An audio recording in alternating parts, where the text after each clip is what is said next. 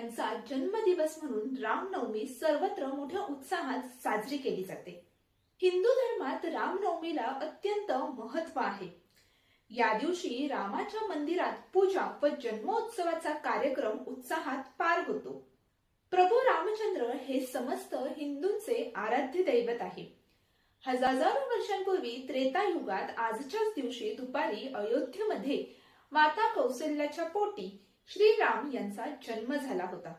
श्रीराम हे भगवान विष्णूंचा 7वा अवतार होत। मातृपितृभक्त, एकवचनी, महापराक्रमी, एकबाणी, चारित्र्यवान, तत्वनिष्ठ, न्यायनिपुण, सज्जनांचा आदर करणारा, प्रजेवर अत्यंतिक स्नेह करणारा राजा अशा अनमोल सद्गुणांचा समुच्चय असल्याने श्रीराम यांना मर्यादा पुरुषोत्तम मानले जाते। रावणासारख्या अनेक जुलमी राक्षसांचा वध करून श्रीराम यांनी पृथ्वी भयमुक्त केली। त्यांच्या राज्यात प्रजा सुखी समाधानी होती। म्हणूनच त्यांच्या आदर्शवत राजाला रामराज्य म्हटले गेले। त्यांच्या ठायी असलेल्या अलौकिक गुणांमुळेच त्यांना ईश्वर रूप मानले गेले।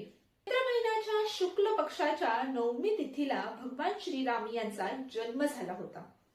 तो पावन दिवस सर्वत्र भक्त मोठ्या उत्साहात आणि आनंदात साजरा देखील करतात।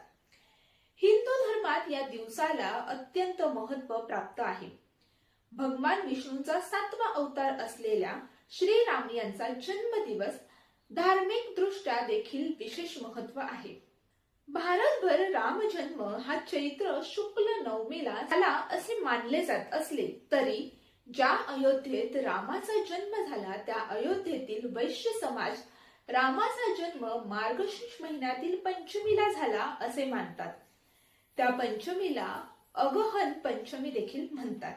या दिवशी अनेक भक्त उपवास करतात, मंदिरात जाऊन विशेष पूजा अर्चा देखील करतात आणि रामरक्षेचा पाठ, रामायण वाचन किंवा भजन कीर्तन करतात। काही ठिकाणी दुपारी बरोबर मध्यान्ही रामजन्माचा सोहळा हा साजरा केला जातो, ज्यात घंटानाद, शंखनाद आणि जय श्रीरामच्या घोषात वातावरण भक्तिमय होते। त्याचबरोबर अनेक ठिकाणी रामनवमी निमित्त भव्य मिरवणुका देखील काढल्या जातात, ज्यामध्ये श्रीराम, सीता, लक्ष्मण आणि हनुमान यांच्या वेशभूषेत बालक सहभागी होतात। या मिरवणुकीमध्ये समाजात एकोपा आणि भक्तिभाव वाढतो।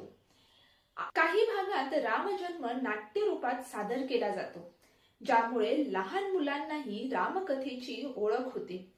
रामनवमीच्या पवित्र दिवशी श्रीरामाचे स्मरण आणि पूजन केल्याने मनःशांती लाभते, अडचणी दूर होतात आणि आयुष्यात सुख समृद्धी देखील येते।